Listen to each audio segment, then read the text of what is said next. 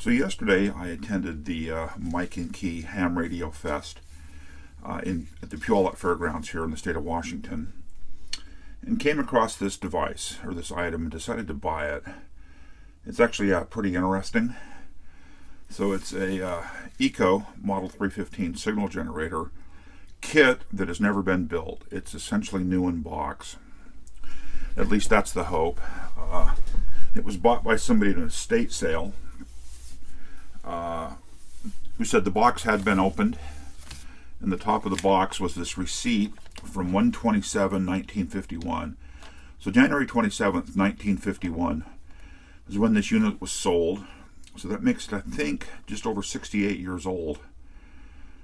I fought a lot with assembling it or not, and after talking with the man that sold it to me, we both kind of agreed that actually building this item would be really interesting on video, because that way we can capture a little bit of what it would have been like to build this device 61 years ago.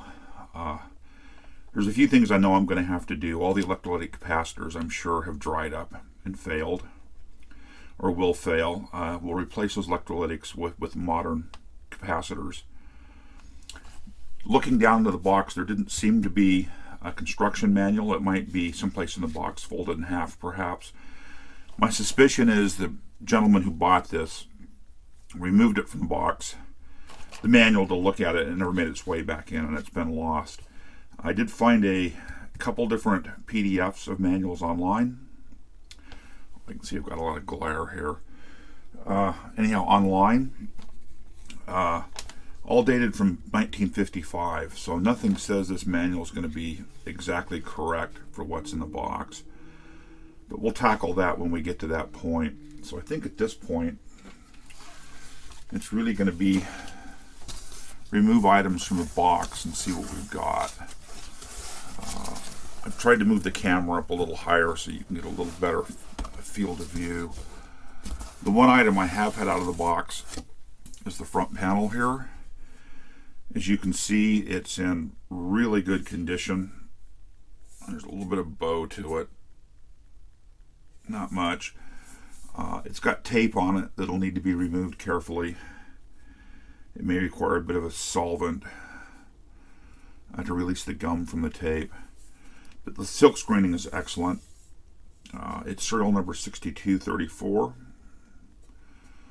It's the blue one. I really like the blue one, so it's got a great color to it.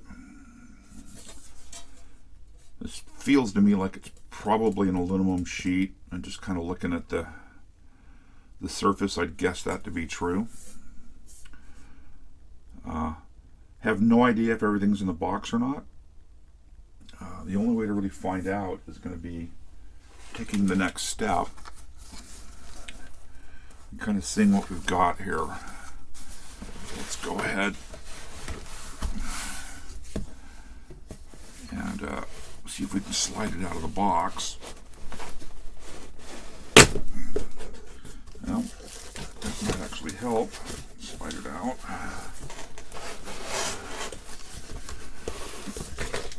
You know, the little bits of peeking I did down inside, there's every indication to me this is probably new, although, or has never been removed from the box, although there's no guarantee of that.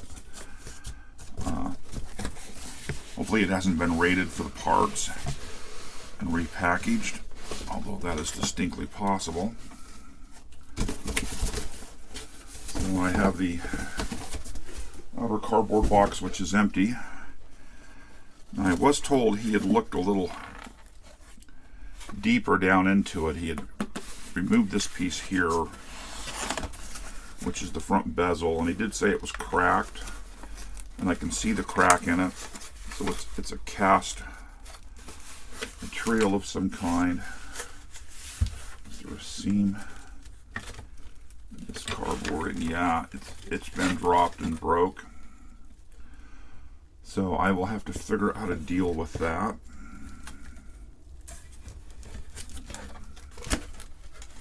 Hopefully this glass inside is intact. Yeah, the frame has definitely been broke. The tar has released, so I did expect this based on conversation with him. guessing this can be repaired. I can actually release the rest of the tape here.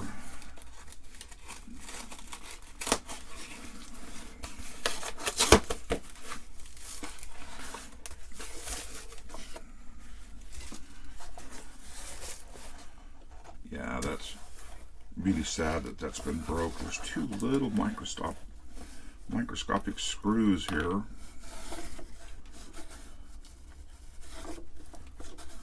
And a washer. I want to hold on to those. So I can see that one of them was over here, I would guess. Yeah, that's really sad that that's some kind of cast metal. You can see that the black paint that they painted it with is chipped off, so this would need to be refinished, which is okay. I can certainly tackle that, and if I can get good bonding. This must have been up here, and it was. So assuming I can get a good glue bond and get those flush, it will hide the fact that this has been dropped and broken at some point, probably off camera here. That does mate back up fairly well. Maybe some JB welds, something like that. Happily, the glass plate with the little red line on it is intact. This tar, perhaps it was used as glue, is completely dried out and failed. I would guess this washer was over here.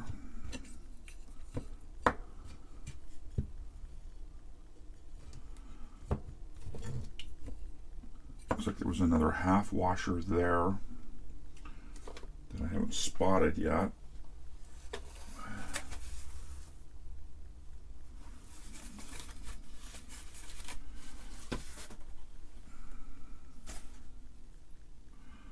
That's a little flat screw. Let's just go ahead and see if I can re-anchor these. So these are obviously what held the glass in place.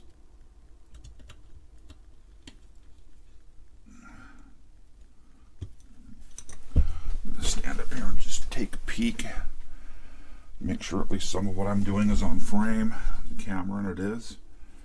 So let me set this aside. The other half washer may be down in the box someplace. I just don't know. But I'll get this screw at least secured in here so I don't lose it.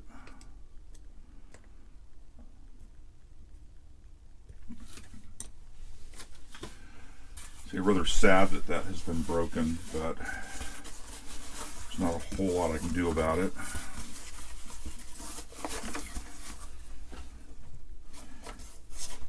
I'm going to try to get it back in the cardboard here.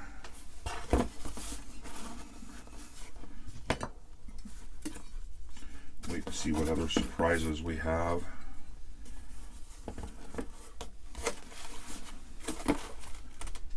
Spot to stow that.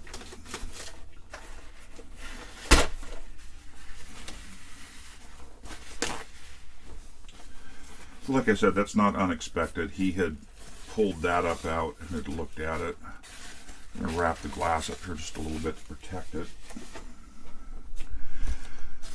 And the real truth becomes what we find here.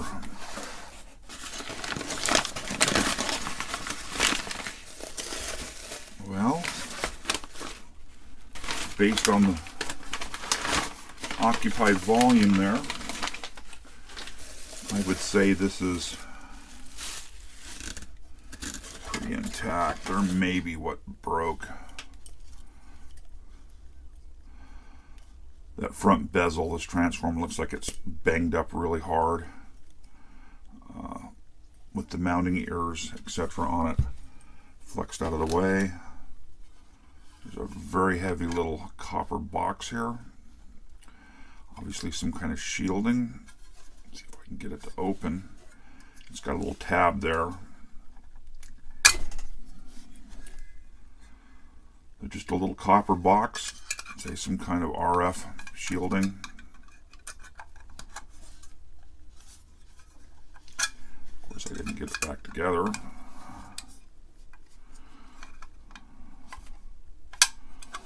It's a little finicky.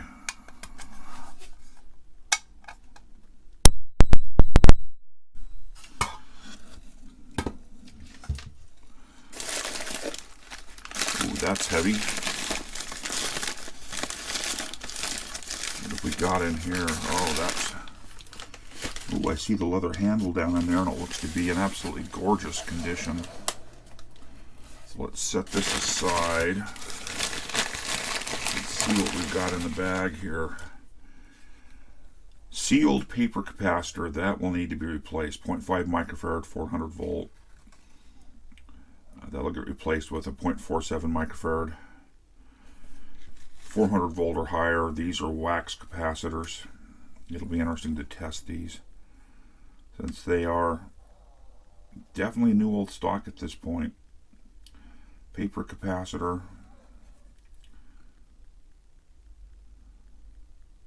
There it is, 0.01 microfarad, 400 volt. I guess that guy there is the same value. There's another big paper, 0.25 microfarad, 400 volt. Yeah, these capacitors have seen better days and have never been powered up. One of the tuning capacitors. That's really pretty.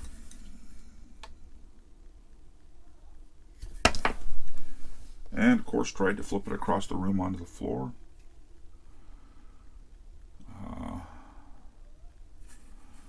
I'm guessing this is the end that we turn. There it is. It's very stiff. I think there's going to be 5 of these in here. Another 0.05 microfarad, 400 volt cap. This is another tuning capacitor like that one. Oh, there's one there. Yeah, one of the first things I'll do, and it'll be a video soon after this one, will be to inventory the parts. It feels like another one of the tuning capacitors, and it is. There's yet another capacitor. So this kit is really much earlier than things I have built before. I've done very little with building anything tube. That doesn't have a great action to it. And you can probably see the leads here are highly oxidized. So I will need to clean those before I attempt to solder. Some use here, the mechanism is actually feeling better. It's not actually wire. I'm not sure what that is. It's a little hollow rubberized tube. Knob is dusty, but not in bad shape. Gang potentiometers. Surprisingly, the solder lugs are nice and clean, and it feels reasonable inside, although I would deoxide or use some deoxide on that before putting it in service. So like I was starting to say, I think I've assembled one tube kit in my entire life, and that was I think it was a small oscilloscope in the 70s. I started building kits in the late 60s, and either on phenolic or actual PCB material. Got a wafer switch. Again, surprisingly, the contacts actually are nice and clean and look really good, not a lot of oxidization. So I've never built anything of this age. So this will be an interesting build for me as well. Another wafer switch. Those are somewhat corroded looking. The can is corroded looking. I'll have to debate whether to tear this down or not.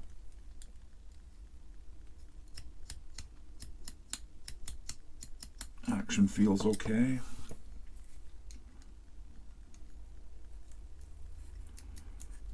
that feels okay. Looks like another gang switch, where this one looks like a 4-pole single throw. This is like a dual or a double pole triple throw.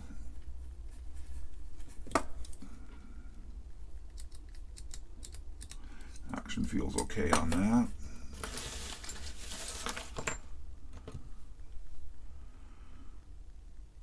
I'm guessing that's part of the, perhaps the needle. Don't know. There's obviously the connector for the test cable. One of the light bulb sockets for the front panel. Again, it looks to be in really good condition considering the age. I'm guessing that's a resistor. It's kind of brown, black, brown, pink. Maybe it's an inductor. I'm not sure. Another one of these. Nice little chicken head knob, and it's new old stock. You know, this was boxed in 1951. It was sold in 1951, so it was boxed really probably 1950. It was sold January 1951, so these parts are going to be 1950 or earlier, which is just amazing. I mean, it means these components are 69 years old. The other tube holder for the front.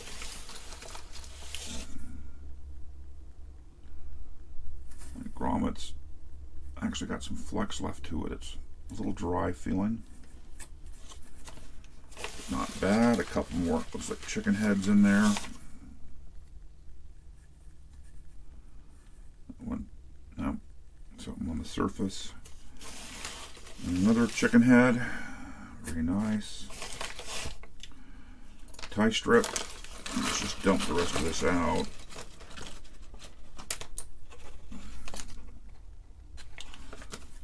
The two light bulbs. They are GE47 or number 47 bulbs. Another grommet. That's going to be on the front panel. For the probe to connect to, there's actually two of these on the front panel. And where's the little...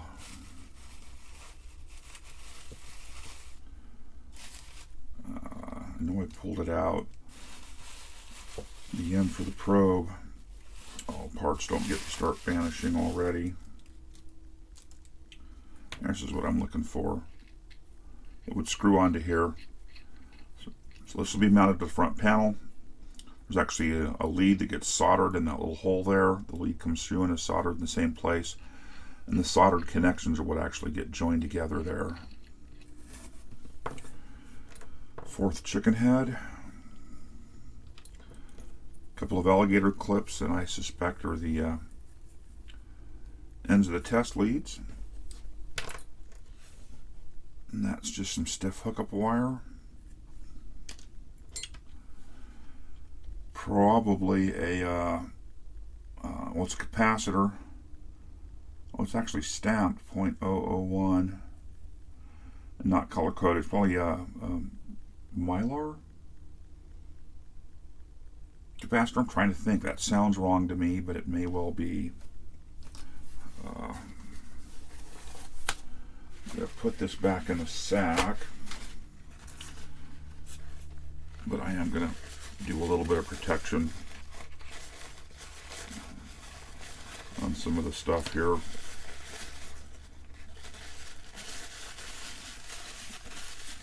Just to help keep them from getting scratched up.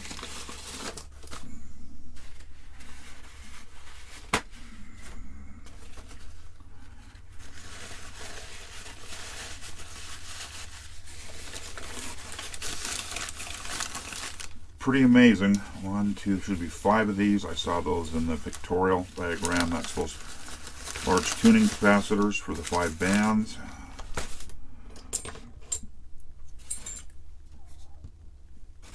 Definitely some capacitors to replace. I should send these old paper wax caps to Mr. Carlson. He could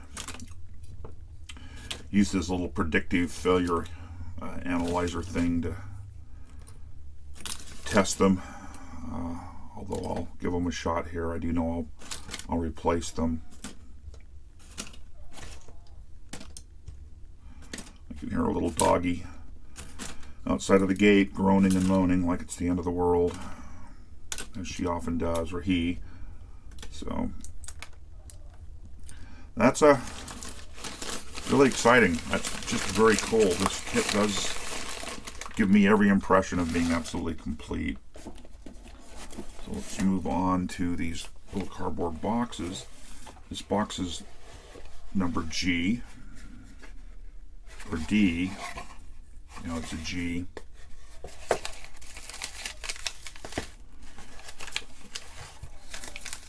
Bag of hardware.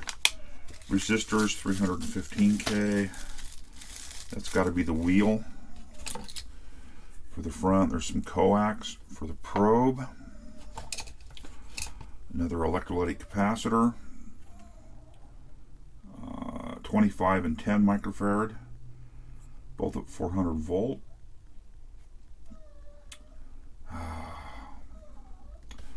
I'm sure he's dried out and dead. There's a choke.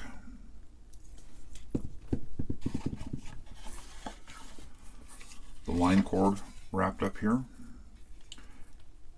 Rubber's in surprisingly good shape on that line cord. It's very flexible. Actually feels really good. I'm surprised that that rubber on the line cord hasn't failed. I will debate whether to actually properly chassis ground this and go to a 3-conductor line cord, and I'm wondering, oh, it's bent up, but there is the little needle. What's actually in here? It's been bent up in transit, but it is there, and that will be the little needle on the dial that runs back and forth. I wondered if that would be in there.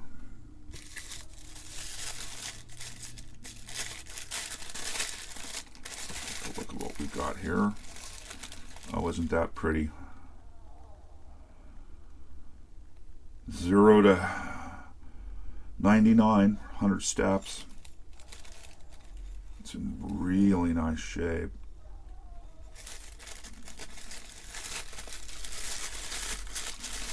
Now, I think this is a pretty amazing find. There's still that little discourse in the back of my head about should it be kept unassembled or not.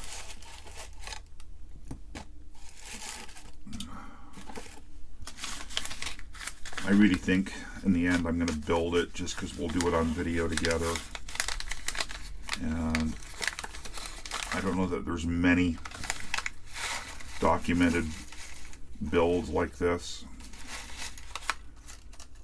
Somebody's actually tied some of this stuff together, so it's just a little bag of hardware, screws and lugs, and I see machine screws and self-tappers, and of course there's no Phillips in this. It's too old for Phillips, so they're all slotted screws. Lock washers, there's a couple of brass washers. I'm a little bit impressed this hasn't been raided over the years for hardware or tubes, although we've yet to uncover the tubes.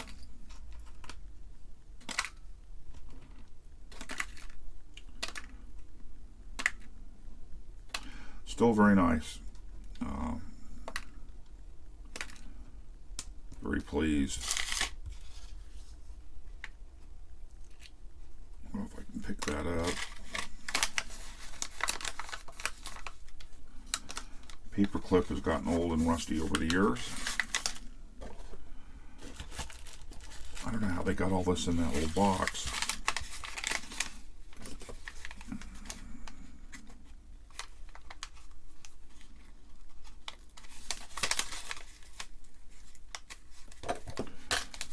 Okay, all 315K. That's some resistors. No, they are not 315K ohm resistors. Now the almost feels like surface corrosion. These will all need to be tested.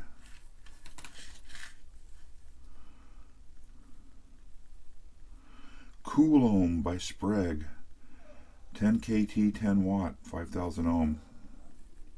I've never seen a power resistor like that before. Yeah, these all need to be sorted through and inventoried and tested. You know, some of these have the rounded ends on them, as I remember these ones with the kind of rounded ends drift with time, even when they're not used. And I think the ones with the square ends are burr brown, which are much more stable. I'm trying to remember, Mr. Carlson's got into that several times on his channel. But an ohm meter will tell all.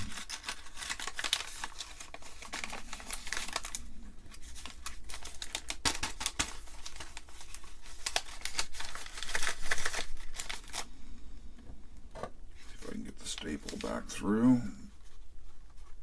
Oh, it's so soft, it's just going to fail. Yeah.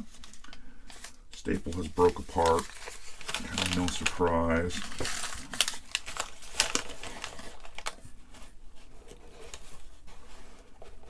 Well, that is box G. We have some more copper-coated chassis parts. Looks like that was brazed or soldered on. All pre-punched. I believe these are those 5 trimmer capacitors go. We have box I. If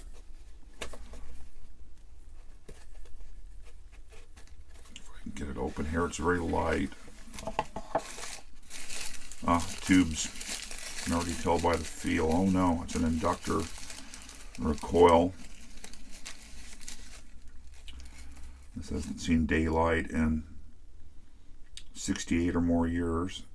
The little fine wires all look intact. Looks like it's no worse for the wear. It's most excellent.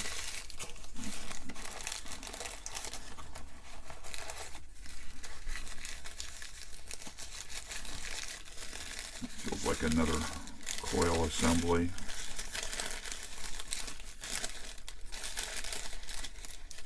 Huh. I did see this in the circuit diagram.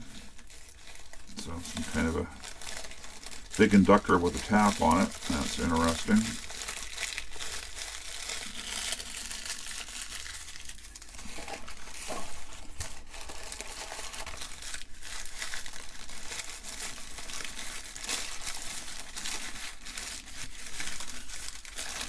Oh, there's a very large coil assembly. Lacquer on it looks good. I'm looking for all the little fine wires, and they're all lacquered down. All seem to go to their anchor points just fine.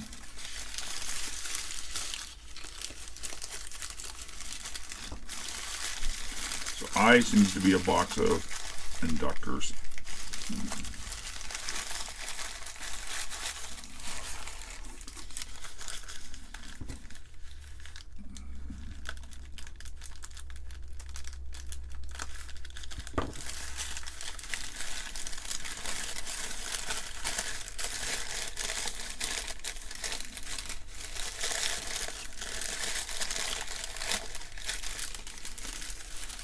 There he is.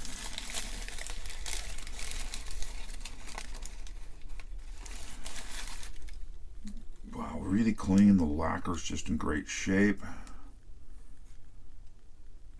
The wires all seem to be intact. That's really no surprise. A couple of leads pre-soldered coming off.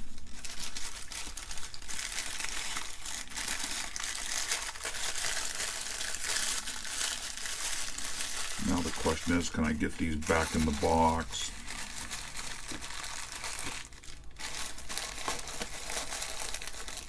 Why do I feel like the answer is no?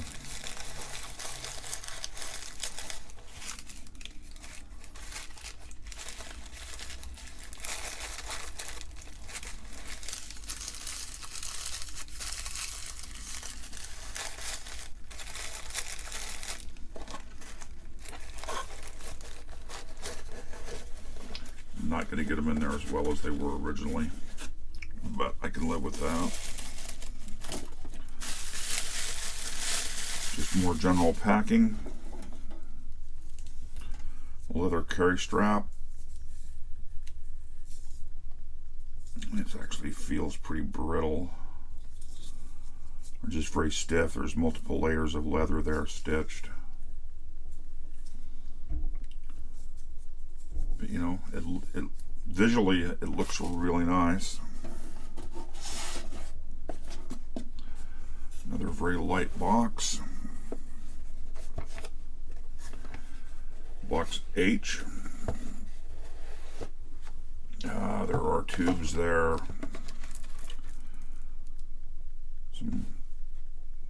Some assume solid core hookup wire. 6C4.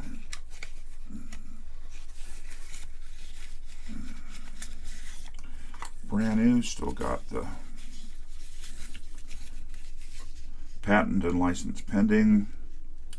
It's warranted against defects in workmanship, materials, and construction. See if we can get the little guy to come out.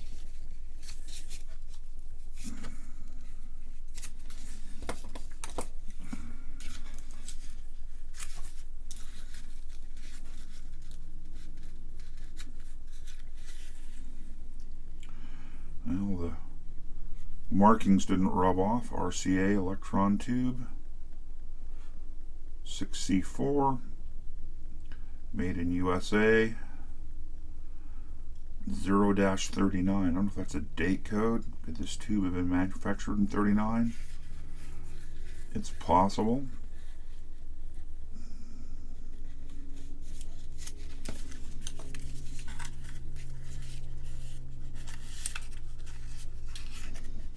It's the first time that tube's seen daylight in 68 plus years. 6X5.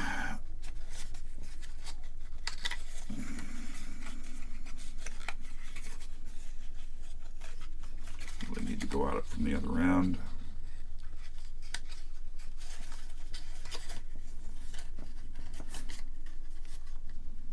Hopefully I'm keeping the majority of this on camera.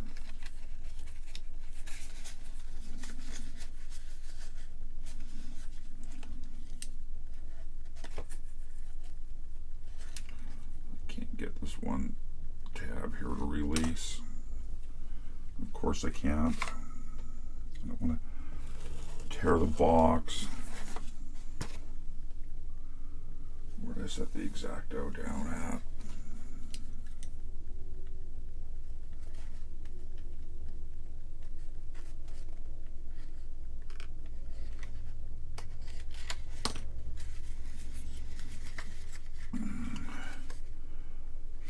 Again, warranted against defects, etc.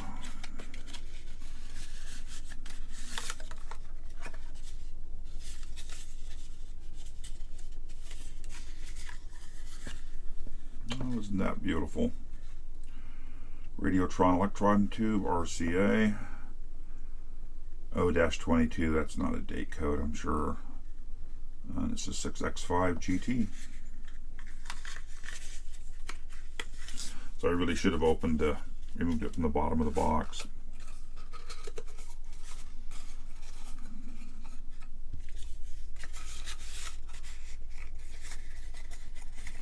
Very nice.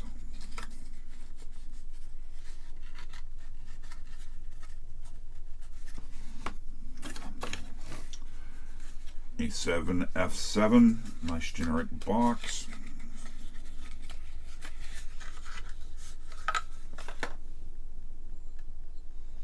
C95A, Jan CHS 7F7, made in USA, Sylvania tube, metal base versus a phenolic base.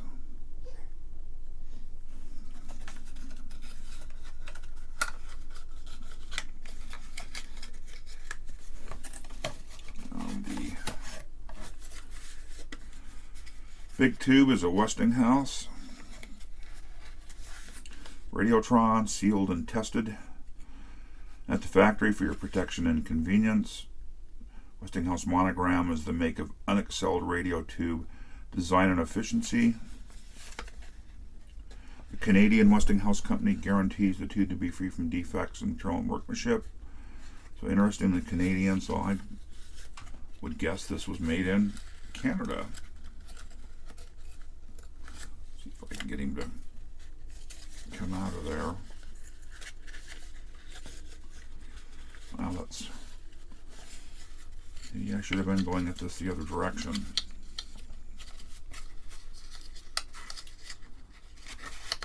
I think the last time I touched a tube that was actually in a box would have been with my dad, I think in the 60s, when he was swapping tubes in the family television. Wow, this is really elaborate packaging. Westinghouse radio tube, VR150, of course the voltage regulator tube, made in Canada. That's really elaborate, having the little somewhat hinged piece there. And let's see if we can get it back in its little sleeve.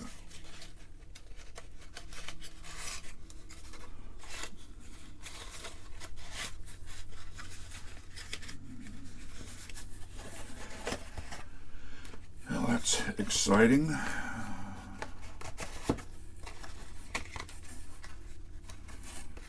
You were just laying there with the wire over the top like that. Final box. It's also pretty lightweight. I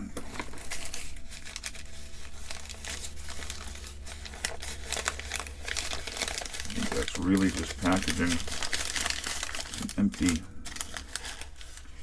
envelope. It's been torn open and stapled shut. Hopefully there was nothing in there missing.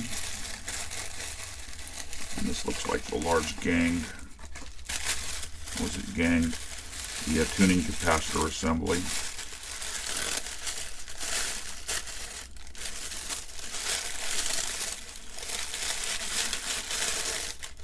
Kind of the heart of the whole device. Oh, isn't that beautiful? Wow. Still feels really nice.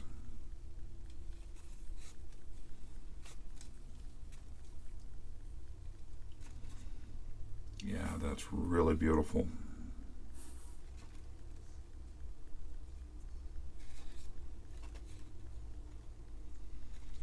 Little brass gear.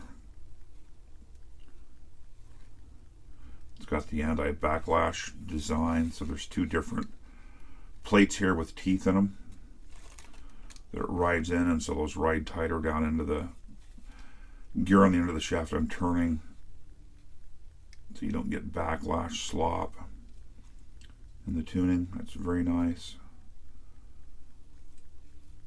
The veins are all nice and straight. That is very nice.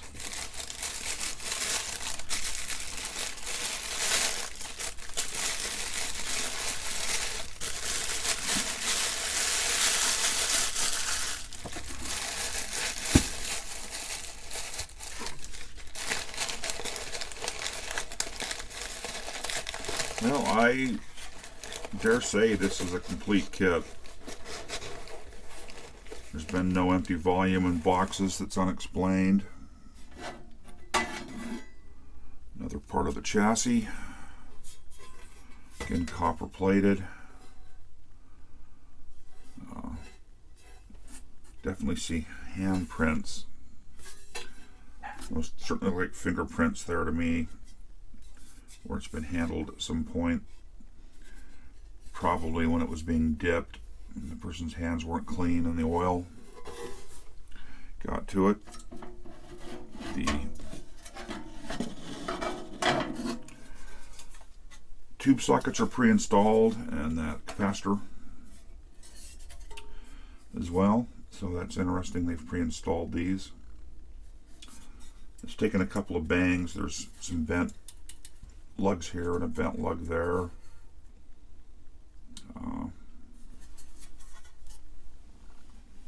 Running out of room here.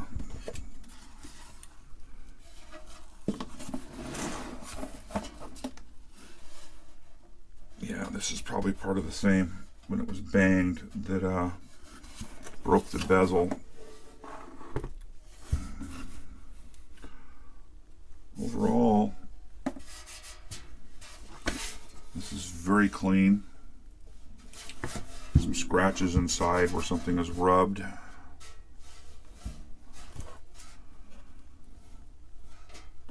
But nothing that can't be really repaired. Again, some kind of, feels like glue. It's interesting, there's no ventilation slots at all. You find that interesting. The odds of me getting this all back in the box, really slim. But we'll see. That's a tight fit into there. Try not to chip the enamel up.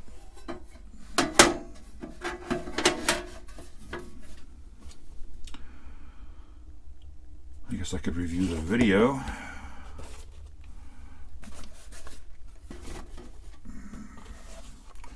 But I'm not going to. I know the transformer was up in that corner.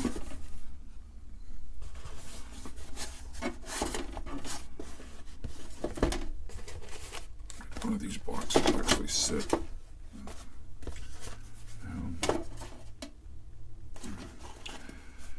Here we go. It's like playing Tetris.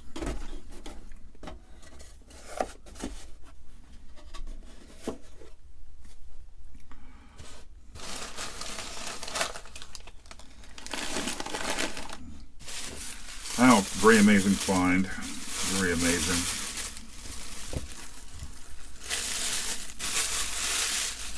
Of course, all the weight's in that transformer.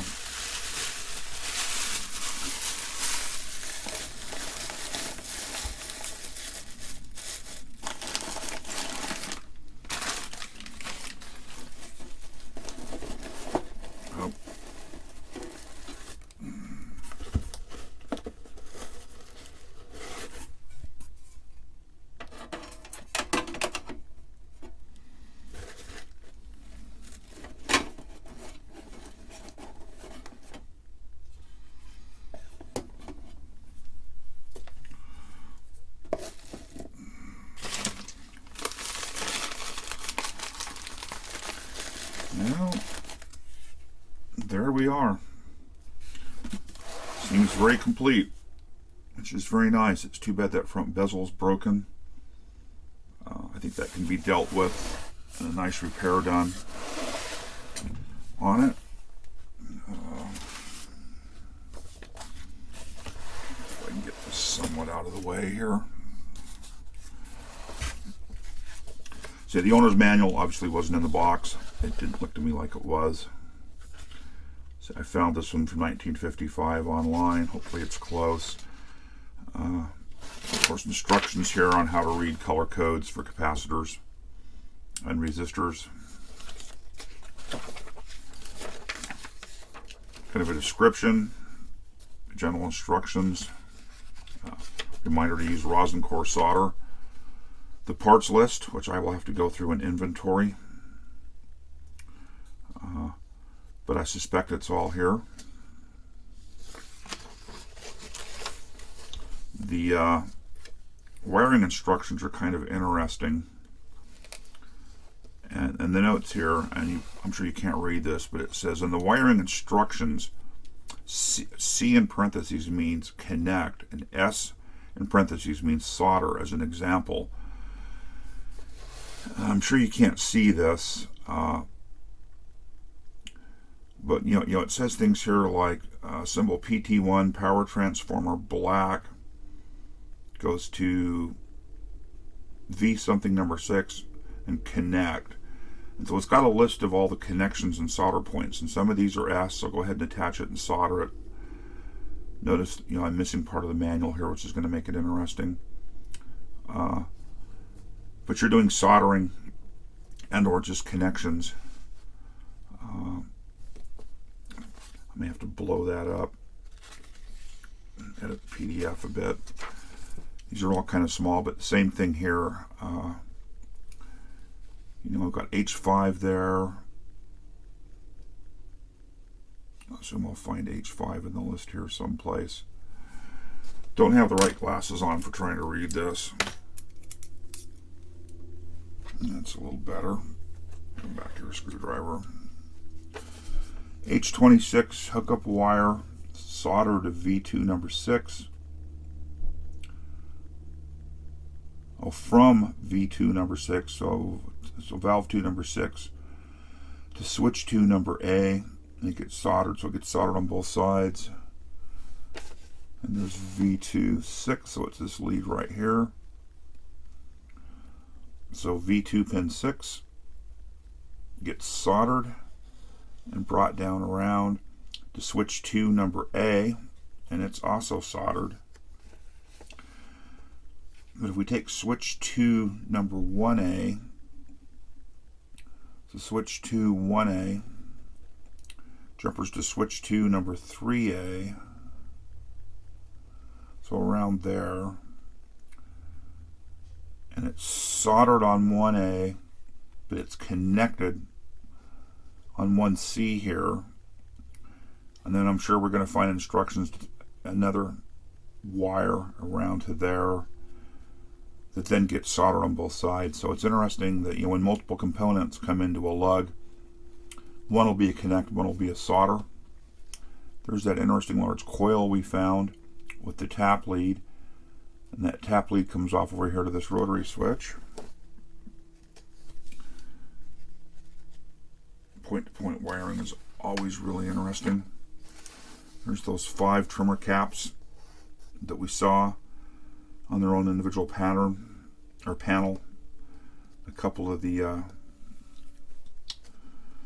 coils, and condensers and coils, or capacitors. Capacitors and condensers are the same thing, just a difference in nomenclature based on age. So most of this looks pretty readable.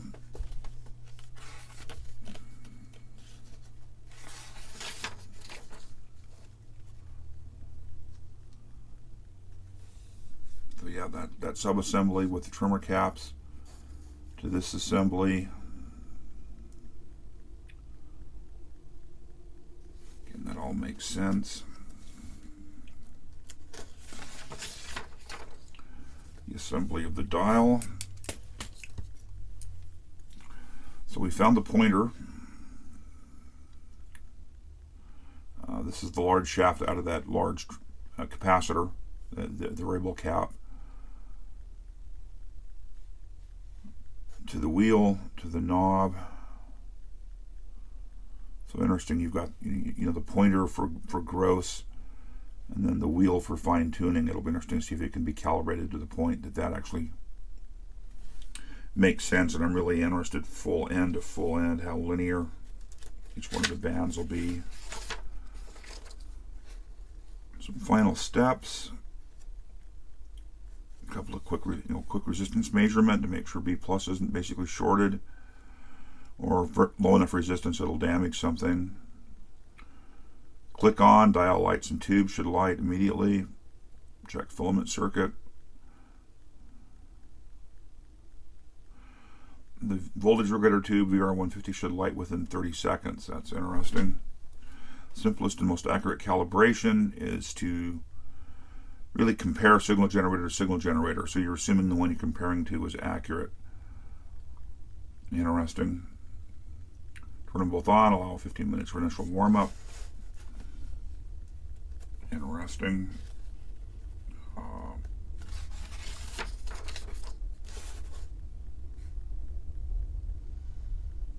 Yeah, and they're basically having you trim for 0 beat. So you're playing the two frequencies against each other, and when they get into phase, you don't have a beat frequency left because they're in phase. So that's, yeah, that'll work. It's not super accurate. It depends on the accuracy of the other, of course, signal generator. But for what this thing is, you know, this is perfectly fine.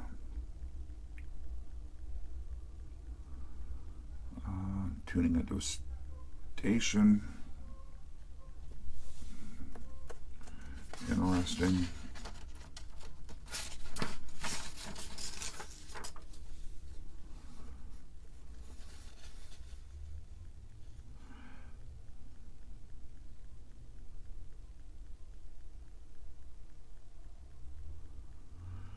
So at one point you could return the instrument to the factory, would be calibrated and placed in operating condition for a charge of $5 plus any part or alterations required. Gives you an idea of how labor was still expensive then, but what $5 was worth then versus now. Of course, the schematic. Quick places to make some resistance checks just to make sure it's okay. Test points for measuring voltages. You know, the highest voltage I see here is 275. Those caps were 400 volt rated, so that's nice.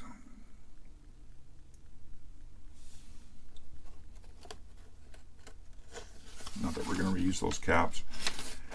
Yet another schematic. I'm not sure why.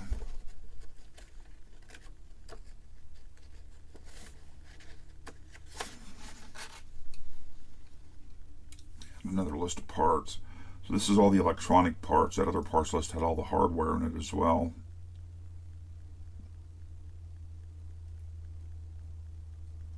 Nice. So I will wrap this video up here. We've unboxed. We've taken a look through the construction manual. We've seen there's one issue with that bezel being broke, although the glass stayed intact, which is nice. We've seen overall it's in really good shape. There is a little bit of rust along down here.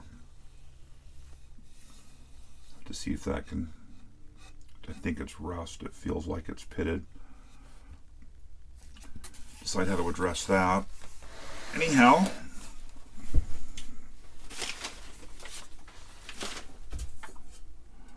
we'll go ahead and wrap this up.